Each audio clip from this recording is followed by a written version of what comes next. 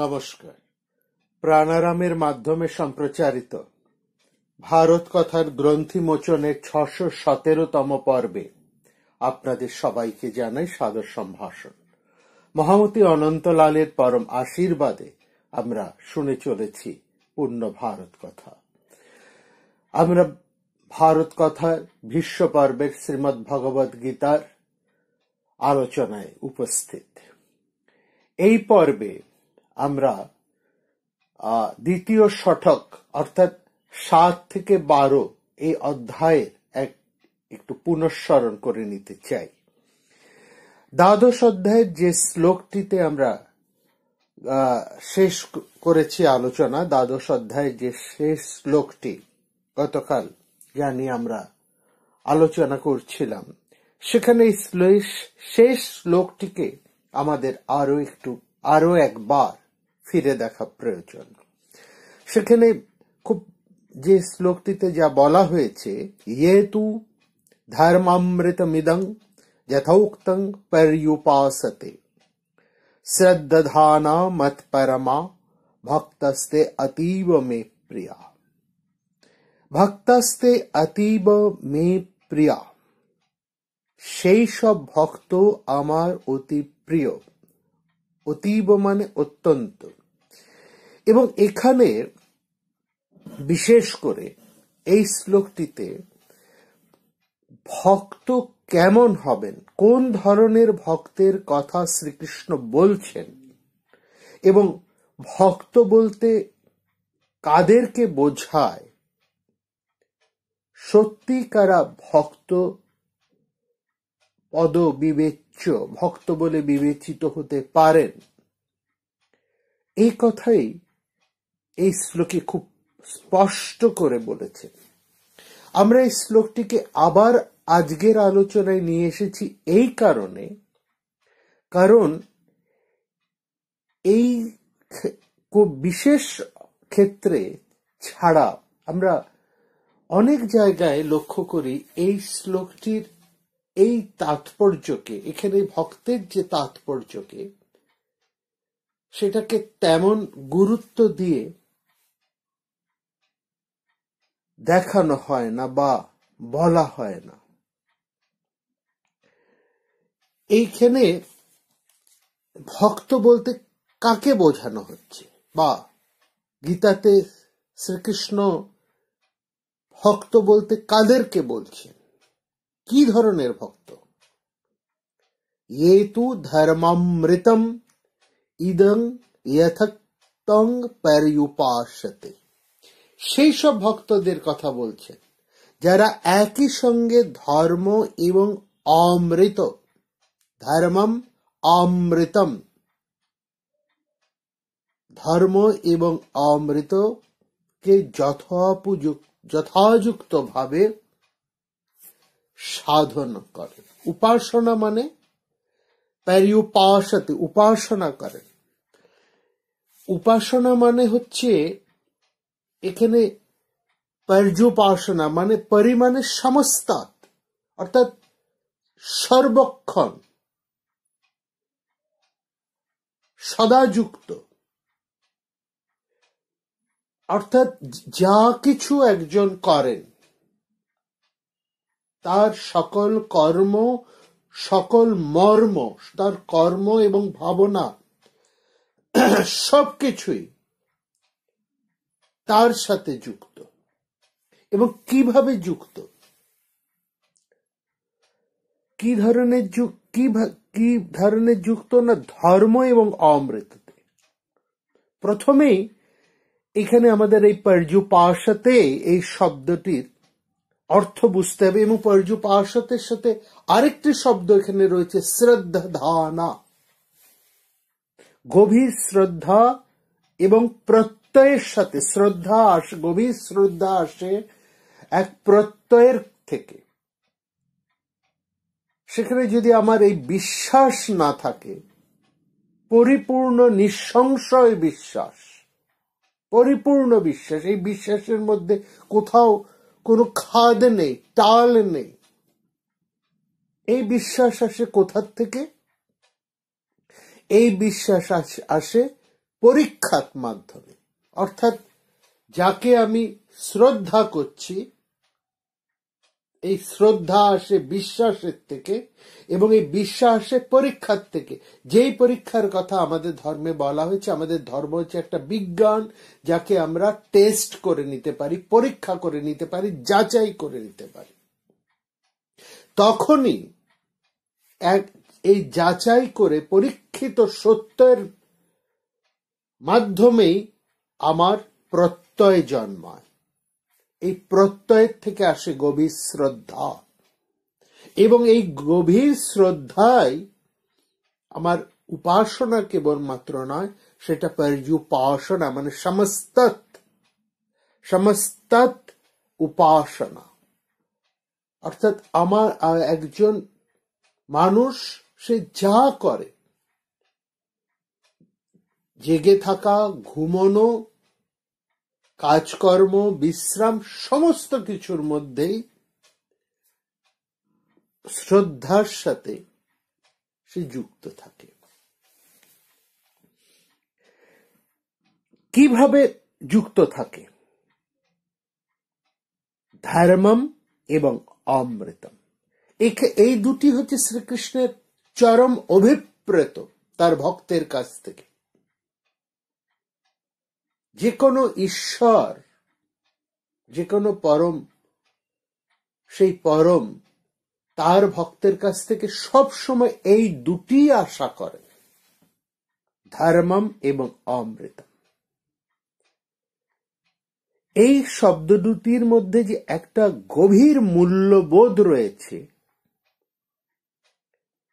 সেটাকে আমাদের বুঝতে হবে। কি জিনিস? সামাজিক স্থিতির জন্য আমাদেরকে কাজ করতে হবে, কর্ম, এটা হচ্ছে ধর্ম।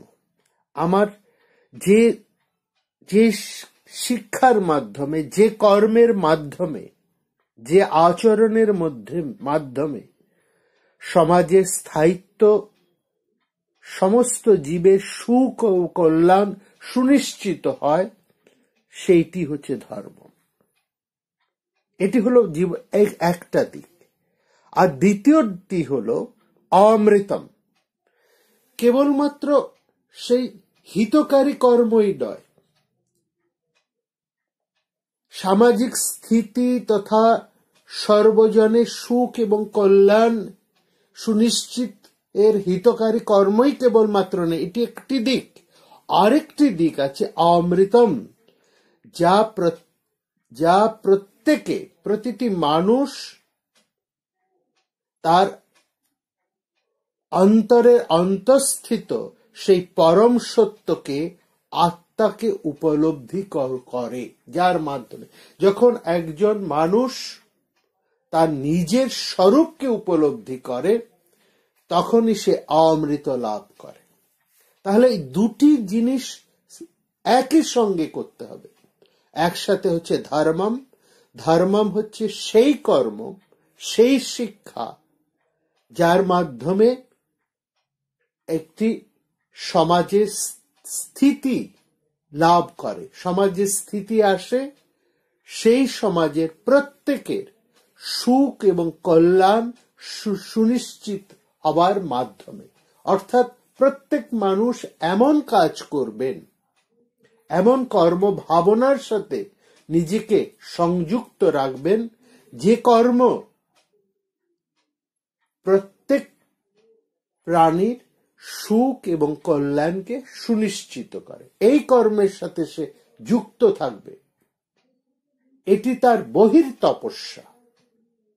আর অন্তর তপস্যা হচ্ছে সে একই সঙ্গে নিজেকে জানার চেষ্টা করবে, অর্থাৎ সে আত্মার অর্থাৎ স্বরূপের পরিচয় লাভের তপস্যা করবে।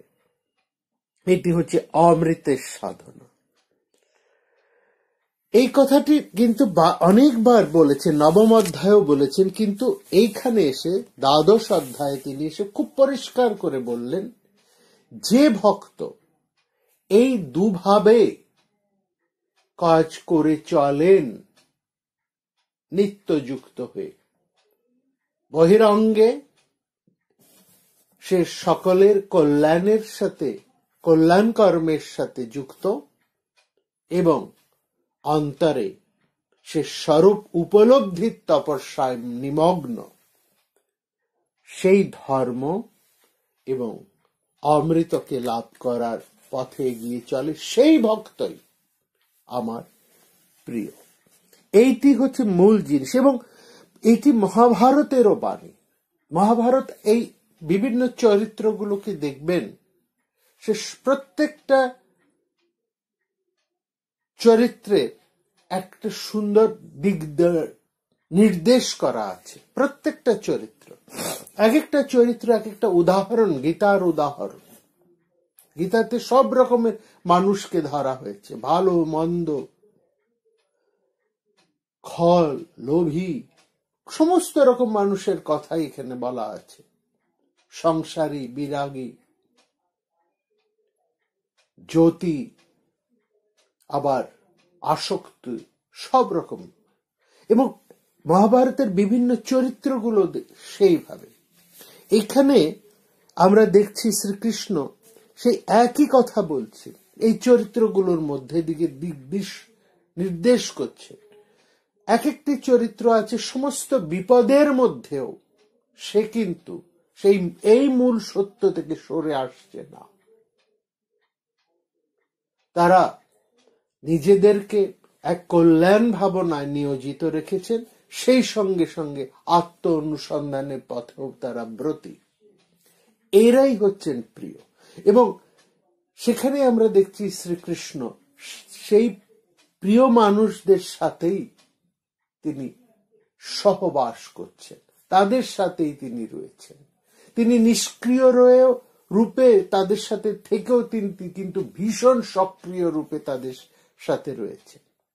আবার তার বিপক্ষে যারা রয়েছেন তাদের মধ্যেও যারা এই দৃষ্টিতেই তাদের জীবনকে অতিবাহিত করার চেষ্টা করছেন, শ্রীকৃষ্ণ কিন্তু তাদের কাছেও সমানভাবে সংযুক্ত হচ্ছে।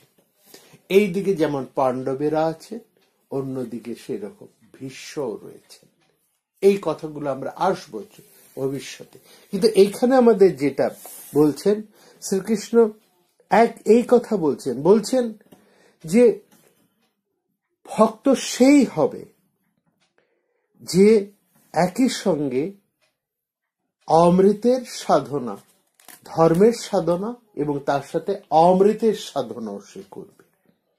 অর্থাৎ ধর্মের মাধ্যমে সে মানসিক শান্তি লাভ করবে এবং অমৃতের মাধ্যমে সে অভয় হয়ে অমৃত হয়ে উঠবে। সে নিজের পরিচয়কে জেনে, সে সত্যকে উপলব্ধি করে সে শুদ্ধ মুক্ত নিত্য হয়ে উঠবে। এবং আমার এখানে শ্রীকৃষ্ণ বলবেন তারাই আমার পরম সাযুজ্য লাভ করে। এইটি হচ্ছে সবচেয়ে বড় কথা। শ্রীকৃষ্ণ এখানে ভীষণ বাস্তববাদী। তিনি তার প্রিয় ভক্তের রূপরেখাটি এখানে এঁকে দিচ্ছেন। বলছেন আমার ভক্ত বাস্তববাদী হবে, কঠোর পরিশ্রমী হবে। সে জানবে কেমন করে সকলের সঙ্গে ঐক্যবদ্ধ হয়ে কাজ করতে হয়। সমাজের মানুষকে সুখী করার জন্য যেখানেই দুঃখ কষ্ট, যেখানেই প্রয়োজন, সেখানেই সে ছুটে যাবে তাদের দুঃখ মোচন করার জন্য। এইটাই হচ্ছে আমার ভক্তের কাজ। তার হৃদয় সবসময় করুণায় দ্রবীভূত। আর সেই সঙ্গে সঙ্গে এই কর্মের মধ্যে দিয়েই, এই নিষ্কাম কর্মের মধ্যে দিয়ে এক হিত বা ভাবনায় যুক্ত হয়ে, সকলের মঙ্গল ভাবনায় নিজেকে সম্পৃক্ত রেখে, যুক্ত রেখে, সেই কর্মে যুক্ত হয়ে সে আপন স্বরূপকেও সে জানবে, সেখানেই সে অমৃত হয়ে উঠবে। এইটি হচ্ছে এই শ্লোকের সবচাইতে গুরুত্বপূর্ণ কথা, বক্তব্য। এই বক্তব্যটাকে যেন আমরা কখনোই না ভুলি। এখানে বলছেন যে মানুষের মূল্যবোধ, এই মূল্যবোধ থেকে মানুষ যেন ফিরে না যায়, এই মূল্যবোধ থেকে সে যেন সরে না যায়, এখানে সে যেন নিজেকে সবসময় রূপান্তরিত করে চেষ্টা করে, রূপান্তর করার চেষ্টা করে, হয়ে ওঠার চেষ্টা করে, এক আধ্যাত্মিক দিব্যতার দিকে সে যেন সবসময় তার চলাকে এগিয়ে নিয়ে যায়। এটি হচ্ছে ধর্মম, অর্থাৎ মানবীয় মূল্যবোধকে সবার মাঝে সে পরিস্ফুট করে তুলতে পারে। ইন্দ্রকেন্দ্রিক জাগতিকতা ছেড়ে আধ্যাত্মিক দিব্যতার দিকে তার যেন চলা সব সময় সজাগভাবে নিবিষ্ট থাকে। আর অমৃত হচ্ছে নিজের নিত্য শাশ্বত দিব্য আত্মাকে উপলব্ধি করে পূর্ণ আধ্যাত্মিক মুক্তিকে সে যেন করায়ত্ত করে পারে। এটাই হচ্ছে মানুষের মূল লক্ষ্য, প্রবৃত্তির মাধ্যমে অভ্যুদয় ঘটানো আর নিবৃত্তির মাধ্যমে নিঃশেষকে লাভ করা। এই হচ্ছে একজন মানুষের পরম সাধন। এবং এই যে করেন সেই হচ্ছে ঈশ্বরের সবচাইতে প্রিয়, সেই হচ্ছে খাঁটি সোনার মানুষ, বা সেই হচ্ছে একজন সার্থক মানুষ। আমরা সপ্তম অধ্যায় থেকে এই দ্বাদশ অধ্যায় পর্যন্ত দ্বিতীয় শতকে এই আলোচনা করলাম। সেখানে আমরা দেখলাম, একবার একটু ফিরে দেখি এই আলোচনায় কি আলোচনা আমরা কি পেয়েছি, কি শুনলাম আমরা এই আলোচনায়, গীতার বক্তব্যই বা কি। এখানে আমরা সপ্তম অধ্যায়ের আরম্ভে শুনেছি অর্জুনকে শ্রীকৃষ্ণ বলছেন তুমি যোগী হও, এবং তিনি এটাও বলছেন যে নিজের অন্তরাত্মাকে ঈশ্বরের সাথে মিলিয়ে দিয়ে নিরন্তর তার ভজনা করো। এই হচ্ছে যোগীর লক্ষণ। এখানে আমরা দেখেছি এরকম একটা প্রশ্ন উঠেছে যে সীমিত মন নিয়ে একজন সাধক কিভাবে সেই অসীমকে, একজন সসীম মানুষ কিভাবে সেই অসীমের ধারণা করবে। শ্রীকৃষ্ণ সপ্তম অধ্যায়ে তারই উত্তর দিয়েছেন, বলেছেন যা জানলে আর কিছু জানার থাকে না সেই জ্ঞান বিজ্ঞান তিনি জানাবেন। মানে বৌদ্ধিক তত্ত্ব বিজ্ঞানের তাৎপর্য, জ্ঞান হচ্ছে বৌদ্ধিক তত্ত্ব আর বিজ্ঞানের তাৎপর্য হচ্ছে উপলব্ধি। অর্থাৎ তিনি থিওরিটিক্যালের সাথে প্র্যাকটিক্যালের কথাও এবার তিনি বলছেন এই সপ্তম অধ্যায়। আমরা দেখলাম বিভিন্ন দিক থেকে, নানান দৃষ্টিকোণ থেকে শ্রীকৃষ্ণ বলছেন। তিনি প্রতিমা উপাসনার সমর্থন করছেন, আবার অদ্বৈত তত্ত্বের কথাও বলছেন।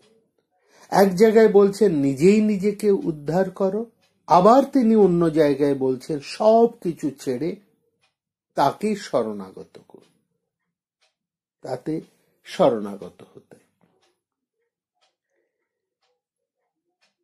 বলছেন। মানুষ এক একটা বিষয়কে তিনি ভিন্ন ভিন্ন ভাবে ব্যাখ্যা করছেন। আসলে একজন মানুষ যে সসীম, সে নিজের ছোট্ট গণ্ডির মধ্যে আবদ্ধ হয়ে আছে।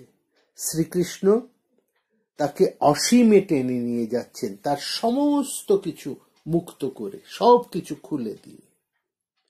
আর সেই সসীম মানুষ এই মুক্ত আকাশকে দেখতে পেয়ে সে মুগ্ধ হয়ে উঠছে।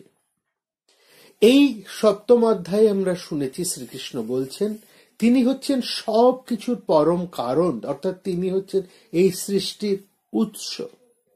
যারা মূঢ় বুদ্ধি, যাদের আচ্ছন্ন, তারা মায়ার দ্বারা মোহিত হয়ে ঈশ্বর সম্বন্ধে জানতে চায় না।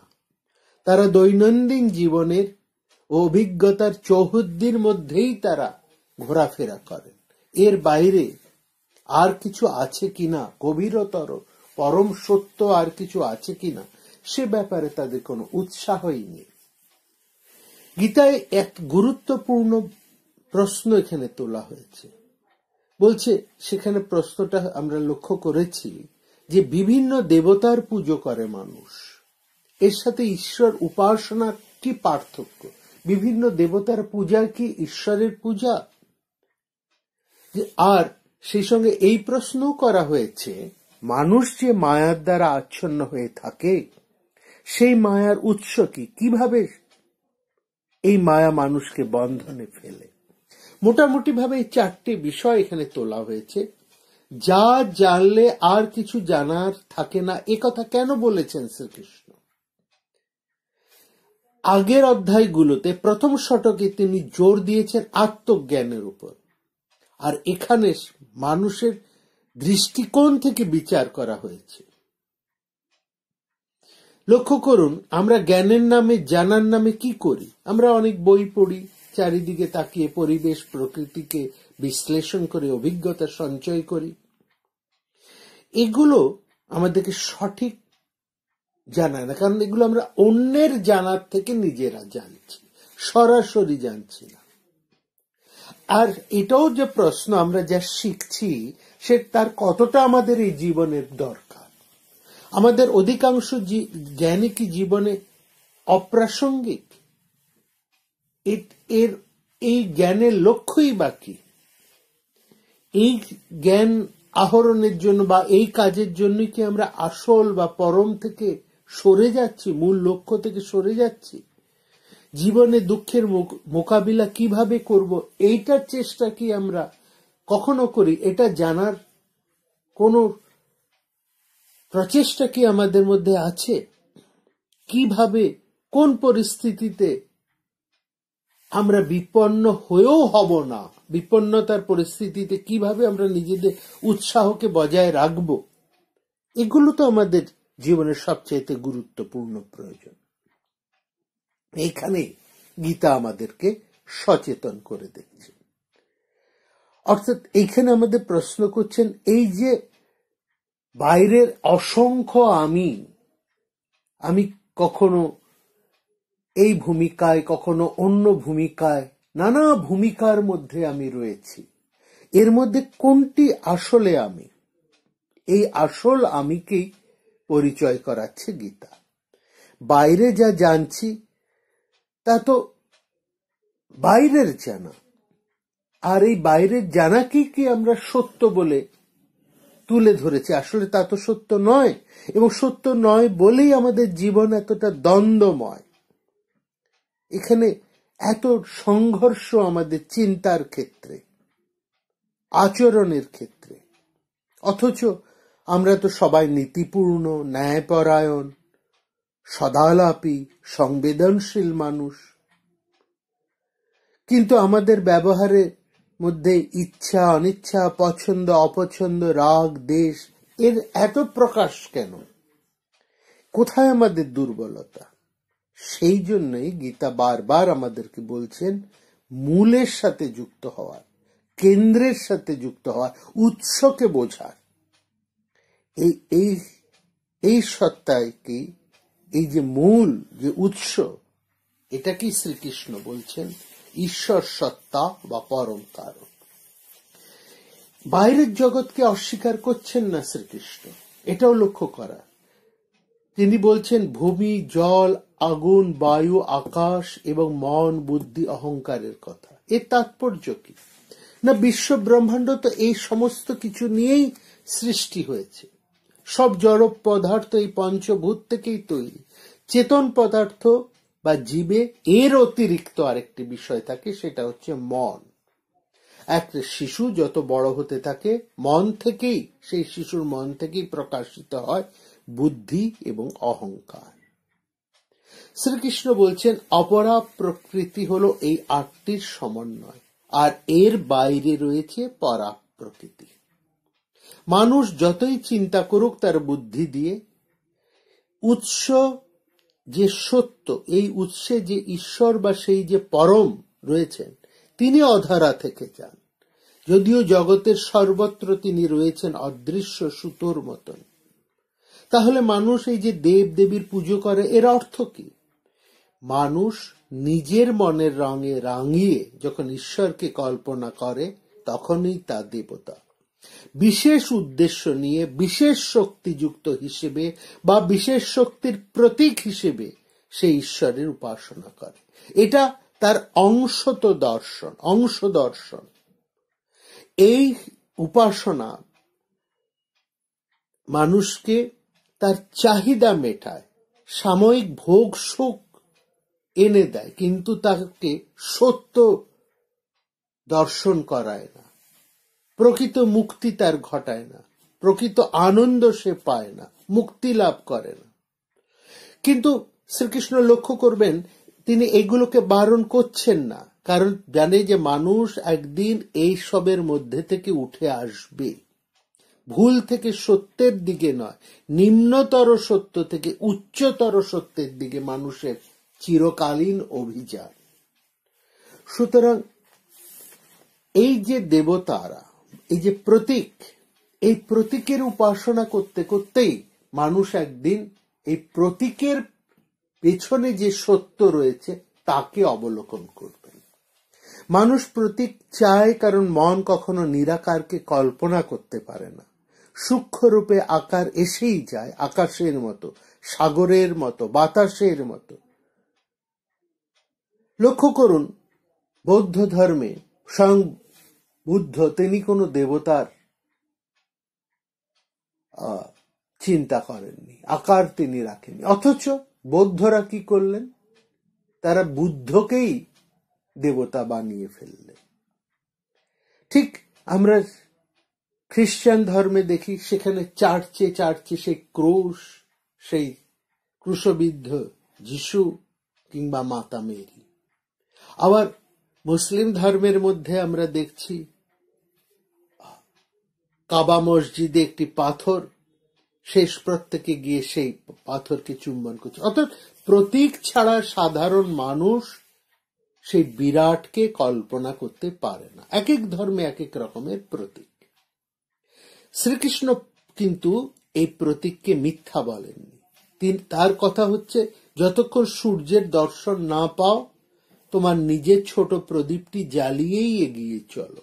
প্রদীপ জ্বলে উঠলে, সূর্য উঠলে আর ওই প্রদীপের প্রয়োজন হবে না। কিন্তু মনে রাখবে, তোমার লক্ষ্য প্রদীপ নয়, তোমার লক্ষ্য হচ্ছে সেই বিরাট সূর্য। বারবার তিনি এই কথা শোনাচ্ছেন। প্রত্যেকটি অধ্যায়ের আমরা পেয়েছি, দ্বিতীয় অধ্যায়, তৃতীয় অধ্যায়, চতুর্থ অধ্যায়, সপ্তম অধ্যায়, তিনি বারবার বিভিন্ন শ্লোকের মধ্যে এই কথাই বলেছেন। মানুষের ইচ্ছা ও দেশ থেকে উৎপন্ন যে দ্বন্দ্ব তার মনে ওঠে, সেটাই তার অত্যন্ত মোহের কারণ। এই মোহ থেকে মুক্ত জীবী দৃঢ়ব্রত হয়ে ঈশ্বরের উপাসনা করে। এইখানেই আমাদের মূল লক্ষ্য। আমরা আমাদের নিজেদের সমস্যা কিন্তু নিজেরাই তৈরি করি, হয় সজান্তে কিংবা অজান্তে। আমরা সবসময় একটা অনুকূল পরিবেশ চাই, প্রতিকূলকে আমরা এড়িয়ে যেতে চাই। কিন্তু এই চাওয়াটা আমাদের এমন ভুল ভাবে হয় যে আমরা একটা রিপিটেশনের মধ্যে দিয়ে, একটা পুনরাবৃত্তির মধ্যে দিয়ে আমরা সারা জীবন চলতে থাকি। এই যে পুনরাবৃত্তির চলা, এইখানে খুব সুন্দর করে শ্রীকৃষ্ণ আমাদেরকে বোঝাচ্ছেন যে এই পুনরাবৃত্তিকে ছেদ করে আমাদেরকে কিভাবে চলতে হবে। সেখানেই অষ্টম অধ্যায়ে আমরা দেখছি অধ্যাত্ম কর্ম, অধিভূত কর্ম, এই সমস্ত প্রশ্নগুলো আসছে। এবং এই অধ্যায় তো শুরুই হচ্ছে ব্রহ্ম কি, এই প্রশ্নের। অর্জুন প্রশ্ন করছেন ব্রহ্ম কি, এবং সেখানে শ্রীকৃষ্ণ খুব পরিষ্কার করে বলে দিচ্ছেন অক্ষরং ব্রহ্ম, যা অবিনাশী, যা বিনাশশীল নয়, তাই হচ্ছে ব্রহ্ম। অত বিশাল বর্ণনায় না গিয়ে যাচ্ছে, বলছেন এই জগৎ সংসার, সংসার মানে যা সরে সরে যায়, সবকিছু পরিবর্তনশীল, সবকিছু বিনাশী। এর মধ্যে যেটুকু অবিনাশী, যেটুকু অক্ষর, সেই হচ্ছে ব্রহ্ম, অক্ষরম ব্রহ্ম। তো এই সত্যটাই কিন্তু বিজ্ঞান এখন চেষ্টা করছে বোঝার, জানা, এবং বিজ্ঞানও বুঝতে পারছে সবকিছুর মধ্যে একটা চেতন আছে। সেই চেতনাকে এখন বিজ্ঞান স্বীকার করছে, সেই পরম ট্রুথকে জানার চেষ্টা করছে। এবং সেই ট্রুথকে জানতে গেলে যে জড়ের বাইরে যে আরেক পরম চেতনের অধিষ্ঠান, তাকেও কিন্তু বিজ্ঞান এখন স্বীকার করছে। এবং সে তার কথাই কিন্তু গীতা বহু বছর আগে একই কথা বলে এসেছে। এবং এটা বুঝতে হলে আমাদেরকে একটা উপলব্ধি করতে, অর্থাৎ ব্যক্তের আবির্ভাব যে অব্যক্ত থেকে, এবং ব্যক্ত যে অব্যক্তে মিলিয়ে যায়, সেটা এখন বিজ্ঞানীরা বুঝতে পারছে। এবার আরেকটা প্রশ্ন হচ্ছে যে এই দৈনন্দিন জীবনে আমরা সেটার অনুভূতি কি করে পাবো, সেটার উপলব্ধি কি করে, এটা বুঝতে পারা একটু মুশকিল। এই জন্যই ব্রহ্মের পরে গীতায় অধ্যাত্মের কথা এসেছে। অধ্যাত্ম কি? শ্রীকৃষ্ণ বলছেন স্বভাবই হচ্ছে অধ্যাত্ম। প্রত্যেকের স্বভাব, স্বভাব, স্ব মানে নিজের, ভাব মানে অস্তিত্ব, অনুভব, ফিলিং। আমার আসল চেহারাটা কেমন, আমার প্রকৃত রূপটা কি, সেটাই হচ্ছে আমার স্বভাব। এই স্বভাব, এটাই স্বভাব, এটাই অধ্যাত্ম। আমি প্রথমে ব্রহ্মকে জেনেছি যুক্তির আশ্রয়ে। এই যে জানা, এটা হচ্ছে এক বৌদ্ধিক প্রক্রিয়া। জানার তার অনুভবের স্তরে এলাম স্বভাব বা অধ্যাত্মের মাধ্যমে। এটাও কিন্তু পুরোপুরি উপলব্ধি নয়, এটা একটা ঝলক। এরপরে চলে আসছেন কৃষ্ণ কর্মের প্রসঙ্গে। কেন আসছেন একটা লক্ষ্য করুন। যদি এই প্রশ্ন করা হয় যে কে, কি পরিচয়, একজনকে যদি জিজ্ঞেস করা হয় যে আপনার কি পরিচয়, তাহলে সে বলবে আমি একজন ডাক্তার, অথবা আমি একজন শিক্ষক, অথবা আমি একজন ইঞ্জিনিয়ার। অর্থাৎ সে তার পরিচয় দেবে তার পেশার দিক থেকে, বা বলবে আমি কিছুই করি না, আমি একজন বেকার। অর্থাৎ নিজের পেশা বা কর্মকেই প্রত্যেক মানুষ নিজের অস্তিত্ব বা সত্তা বলে মনে করে থাকে। যখন এটাই করছি, অর্থাৎ কর্মের সঙ্গে যখন আমরা নিজেকে একাত্ম করছি, তখন কর্মকে আমরা আমাদের সত্তা বলে ভাবছি, তখন আমি স্বভাব থেকে একটু সরে আসছি। ব্রহ্ম হচ্ছে স্বভাব কর্ম। এই সূত্রে ব্রহ্ম স্বভাব কর্ম না, ব্রহ্ম কি আমরা বুঝলাম যে অবিনাশী, স্বভাব হচ্ছে আসলে আমি কি, আর কর্মটা কি সেটা আমরা যা আমি করে চলেছি। এইবার এখান থেকেই শ্রীকৃষ্ণ এই অধিভূত, অধিদৈব, অধিযোগ্য, এই তিনের কথা বলবেন। কি বললেন তিনি? বিনাশশীল যা সবকিছু, এই সংসারে যা কিছু বিনাশশীল সবই হচ্ছে অধিভূত। আর চেতনা সম্পন্ন মানুষ হচ্ছে অধিদৈব। আর সমস্ত প্রাণীর হৃদয়ে, সমস্ত শরীরে অন্তর্যামী রূপে রয়েছেন সেই পরম ঈশ্বর। শরীর হচ্ছে অধিভূত, মন হচ্ছে অধিদৈব, আর সব শরীরে যে মনের মধ্যে অন্তর্যামী রূপে রয়েছেন, আত্মা রূপে রয়েছেন, তিনি হচ্ছেন অধিযোগ্য। এইভাবে তিনি এই অধিভূত, অধিদৈব এবং অধিযোগ্যকে বোঝালেন। অধিভূত হচ্ছে সমস্ত জড় পদার্থ, এই শরীর। এই শরীরের মধ্যে যে চেতন স্বরূপ যা রয়েছে, অর্থাৎ মন, সেটা হচ্ছে অধিদৈব। আর যে মনকে চালাচ্ছেন যিনি, সমস্ত মনের মধ্যে সে অন্তর্যামী রূপে যিনি রয়েছেন, যিনি অবিনাশী, অবিকারী, অমৃত স্বরূপ, তিনি হচ্ছেন অধিযোগ্য। এই তিনের অপূর্ব কথা আমরা এখানে শুনলাম। এখন একটা প্রশ্ন হচ্ছে, আমাদের সবচেয়ে বড় বাধা কি? এই সংসারের মধ্যে আমাদের সবচেয়ে বড় প্রবলেমটা কোথায়, বন্ধনটা কিসে? আমরা ঈশ্বর উপাসনা করলেও এই ঈশ্বর উপাসনার লক্ষ্যকে আমরা বেঁধে রাখি আমাদের দৈহিক ক্ষেত্রের মধ্যে। অর্থাৎ আমরা ঈশ্বর উপাসনার মূল লক্ষ্য করে রাখি টাকা পয়সা, আরোগ্য, উন্নতি, যশ, এইসবের মধ্যে। এবং এই বিষয়ে উচ্চশিক্ষিত থেকে একেবারে মূর্খের মধ্যে কোনো তফাৎ নেই, প্রত্যেকেরই এই লক্ষ্য থাকে।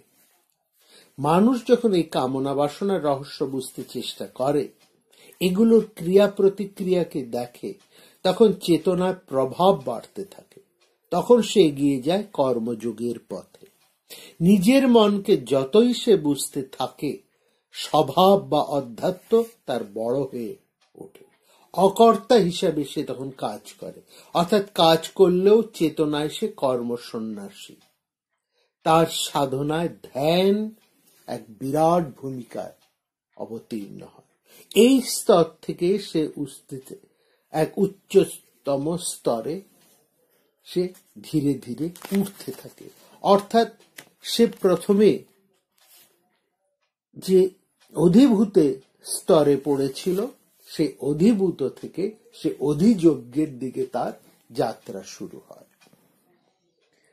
এবং এখানেই দেখলাম এই আলোচনার মধ্যে অর্জুন আরেকটা গুরুত্বপূর্ণ প্রশ্ন করেছেন, একটা মৃত্যুকালীন প্রশ্ন করে রেখেছেন। বলছেন, ভগবানে যারা মন রাখে তারা মৃত্যুর সময় ভগবানকে বা ঈশ্বরকে কিভাবে লাভ করে। অর্থাৎ সারা জীবন যারা পূজা পাঠ প্রার্থনা উপাসনা করেছে, মৃত্যুর সময় তাদের কি অবস্থা হয়। এবং এই প্রশ্নটা মনে রাখবেন, কোনো হঠাৎ প্রশ্ন নয়, এই প্রশ্নটা আমাদের প্রত্যেকের প্রশ্ন। এইভাবে প্রশ্ন না করলেও আমরা কিন্তু এই প্রশ্নই করি একটু অন্য রকম ভাবে। লক্ষ্য করি, অর্থাৎ এখানে বলছেন যে এই মৃত্যু বা অন্তকাল, এই যে অন্তকাল শব্দটা এখানে রয়েছে না, পরমাগতি, অন্তকাল, একে আক্ষরিক হিসাবে এইটাকে মৃত্যু না ধরলেও যদি ধরি, তাহলে এর শুধু শরীর ছেড়ে যাওয়া নয়। এই অন্তকালকে যদি আমরা মৃত্যু হিসেবে ধরি, তাহলে দেখব এই জীবনে একেবারে শরীর ত্যাগ করে মরে যাওয়ার ছাড়াও আমরা বহুবার কিন্তু মৃত্যুবরণ করি। অর্থাৎ এক জীবনে মানুষ বহুবার মৃত্যুর মুখোমুখি হয়। মৃত্যু অর্থে এখানে একটা বিশাল বিপদ, একটা মৃত্যু সম দুঃখ বা ভয়। এর মোকাবিলা মানুষ কি করে করে, এটাই হচ্ছে অর্জুনের প্রশ্নের তাৎপর্য। একবার তো মানুষ মারা গেল, ঠিক আছে, কিন্তু তার জীবনে তো মৃত্যু, ভয়, বিপদ, এরকম বড় বড় বিপদ বারবার আসে। অর্জুন প্রশ্ন করতে চাইছেন, অর্জুন যে প্রশ্নটা করছেন, যে এর তার মোকাবিলা একজন মানুষ কিভাবে করে। অনেক মানুষ আছে যারা বিপদের সময় ভগবানকে স্মরণ করে বিপদ থেকে উদ্ধার পাওয়ার জন্য। এখানে বলছে 4 ধরনের ভক্তের কথা তিনি বলছেন। বলছে অনেক আছেন যারা বিপদের সময় ভগবানকে স্মরণ করে একমাত্র বিপদের সময়, যে সেই বিপদ থেকে উদ্ধার পাওয়ার জন্য। বিপদ থেকে উদ্ধার পেয়ে গেল, ভগবানকেও ভুলে গেল। এদের মূল উদ্দেশ্য হলো দুঃখ কষ্ট দূর করে সুখ প্রাপ্তি। ভগবান এদের কাছে হচ্ছে সেই সুখ প্রাপ্তির এক মাধ্যম, এক উপায়। এরা বারবার দুঃখ পায়, প্রথমে নিজের চেষ্টায় এই দুঃখ থেকে ত্রাণের মুক্তি পাবার চেষ্টা করে, না পারলে ভগবানের শরণাপন্ন হয় এবং ভগবানের কাছে প্রথম থেকে প্রার্থনা জানায় বিপদ থেকে মুক্তির জন্য। এই ব্যাপার বারবার তাদের জীবনে ঘটে, সারা জীবন ধরে ঘটে চলে। এক ভগবানের কৃপায় একবার বিপদ মুক্তি হলেও পরের বার বিপদে একইভাবেই এই মানুষেরা নিজেদের উদ্ধারের জন্য ওই ভগবানেরই শরণাপন্ন হয়। এদের কাছে ভগবান সবসময় এক গৌণ বিষয়, এদের মুখ্য উদ্দেশ্য হচ্ছে সুখ। আর এইটাকেই গীতায় শ্রীকৃষ্ণ বলছেন দক্ষিণায়ন। এই ধরনের মানুষের যে জীবন যাত্রা, জীবন চলার যে পথ, এই যাত্রা পথকেই তিনি বলছেন দক্ষিণায়ন। দক্ষিণ শব্দের একটি অর্থ নিচের দিক। ভারতবর্ষের মানচিত্রটিকে দেখুন, উত্তর আর দক্ষিণ। উত্তর ভারত হচ্ছে ভারতবর্ষের উপরের দিকে, হিমালয়ের হচ্ছে উপরের, নিচে হচ্ছে ভারত মহাসাগর। তো উত্তর হচ্ছে ভারতবর্ষের উপরের দিকটা আর দক্ষিণ দিক হচ্ছে নিচের দিকটা। এই অর্থে হচ্ছে দক্ষিণ ভারত, অর্থাৎ ভারতবর্ষের নিচের দিক। দক্ষিণ শব্দের অর্থ হচ্ছে নিচ। অর্থাৎ এই ধরনের মানুষ যারা ঈশ্বরকে, ভগবানকে তাদের সুখ লাভের উপায় হিসাবে ব্যবহার করেন, তাদের যে পথ, তাদের যে চলা, তাদের যে গতি, সেটা হচ্ছে নিচের দিকে। অয়ন হচ্ছে পথ বা রাস্তা। এই রাস্তাকে বলছেন গীতায় ধূমাবৃত, ধোঁয়ায় ভর্তি। ধোঁয়া কেন? কেন? এর গভীরে আগুন আছে। ধোঁয়ার মধ্যে দিয়ে যে আগুন আছে, আগুন থাকলেই ধোঁয়া থাকবে। অর্থাৎ ধোঁয়াটা আপনা আপনি হতে পারে না, সে ভেতরে আগুন আছে, কিন্তু ধোঁয়াটাই এত বেশি যে তার ভেতরে যে আগুন আছে সেই আগুনটাকে আর লক্ষ্য করা যায় না। অর্থাৎ ঈশ্বর আছেন সেটাকে তারা কিন্তু উপলব্ধি করেন না, তারা ধোঁয়াটাকে ব্যবহার করেন। অর্থাৎ ঈশ্বরকে তারা পাবার সাধনা করেন না। সেই যাকে পেলে একজন মানুষ অভয়, অশোক, অজর, অমৃত, শুদ্ধ, নিত্য আনন্দময় হয়ে উঠতে পারে, তার সাধনা এরা করে না, সেই প্রার্থনা এরা করে না। এরা ছোট ছোট সুখের জন্য, ছোট ছোট প্রাপ্তির জন্য তারা ঈশ্বরের সাথে যুক্ত হয়। ঈশ্বরকে তারা ওই ছোট ছোট দৈহিক সুখ, জাগতিক সুখ ভোগে পাবার উপায় হিসেবে ব্যবহার করে। এই জন্য এদের চিন্তা, এদের ভাবনাকে বলা হচ্ছে ধোঁয়া আবৃত, একটা কনফিউজড এরা। এই পথে রাত্রি অন্ধকার। এই জন্য বলছে দক্ষিণায়ন, তারা নিচের দিকে, অন্ধকারের দিকে তাদের যাত্রা। এই গতির উল্টোটাই হচ্ছে উত্তরায়ণ। সেই পথে ধোঁয়া নেই, অর্থাৎ আগুন এখানে জ্বলন্ত, কোনো ধোঁয়া নেই। সেই পথ জ্যোতির্ময় পথ, শুক্লপক্ষ।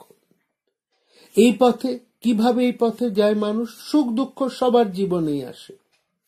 একদল মানুষ বারবার এই দুঃখের হাত থেকে বাঁচতে চায়, রক্ষা পেতে চায় সুখের আশায়, কিন্তু এই মুক্তি সাময়িক।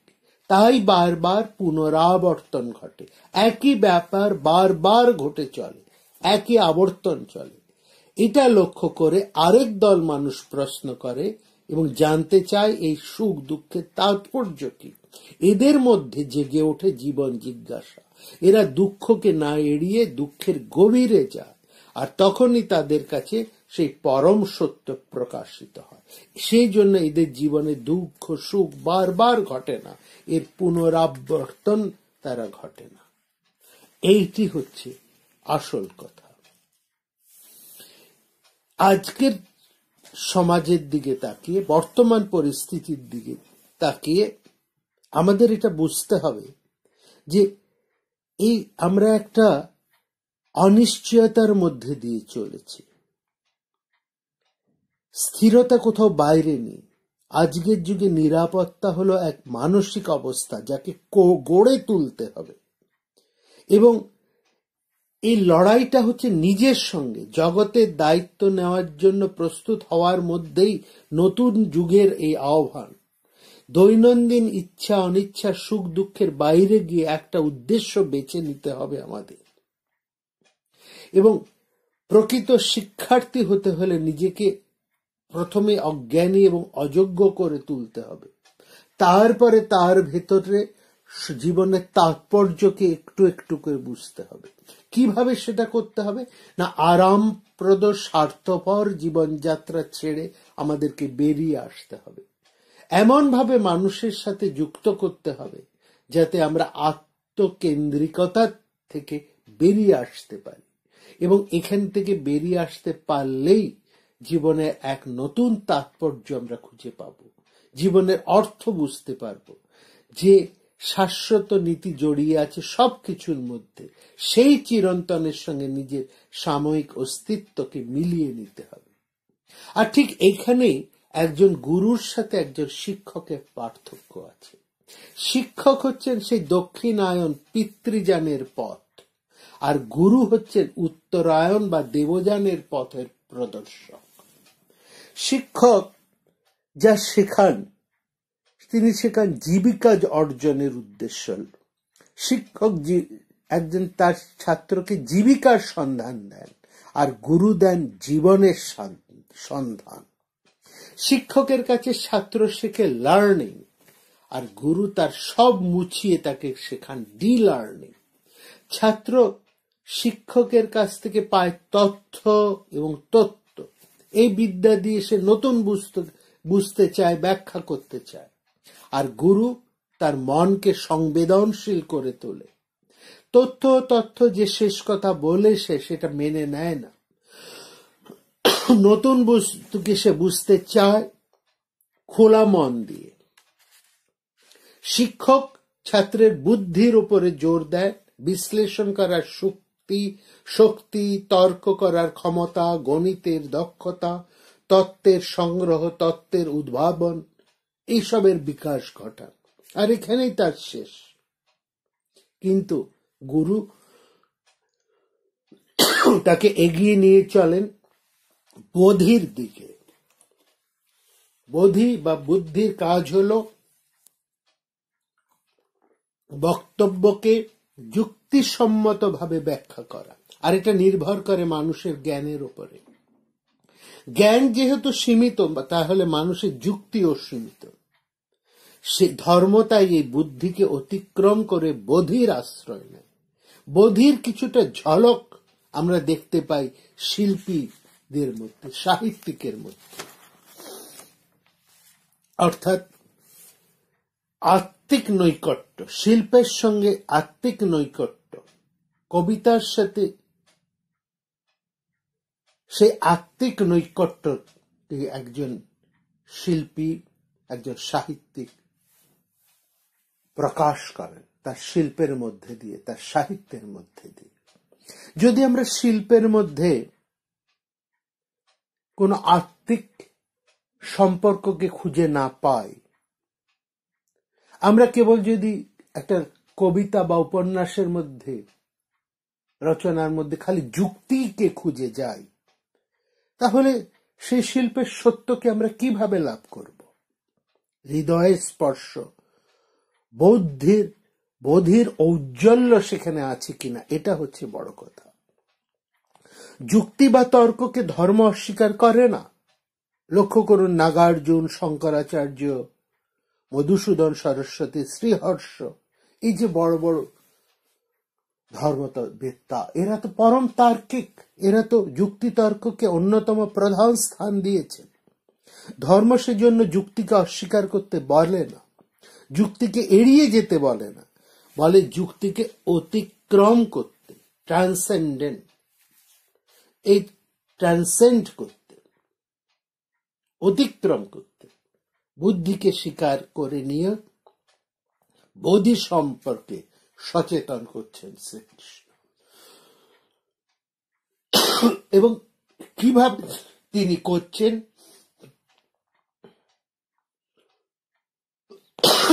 সেটাই আমরা এই গীতার আলোচনায় বারবার লক্ষ্য করেছি। আগামী পর্বে আমরা অষ্টম নবম দশম এবং একাদশ তথা দ্বাদশ অধ্যায়ের মধ্যে শ্রীকৃষ্ণ কিভাবে বুদ্ধিকে স্বীকার করে মানুষকে প্রজ্ঞায় বোধিতে প্রতিষ্ঠিত করছেন, কিভাবে তিনি আত্মার থেকে সে পরমাত্মাকে ব্যাখ্যা করছেন, সেটাই আমরা ফিরে দেখব। সবাই ভালো থাকবেন, আনন্দে থাকবেন, আর কখনোই নির্ভারত হয়ে থাকবেন না। নমস্কার। প্রাণারাম প্রাণারাম প্রাণারাম প্রাণারাম প্রাণারাম প্রাণারাম কি যেন লুকানো নামে তাই মিষ্ট এত তব নাম প্রাণারাম প্রাণারাম।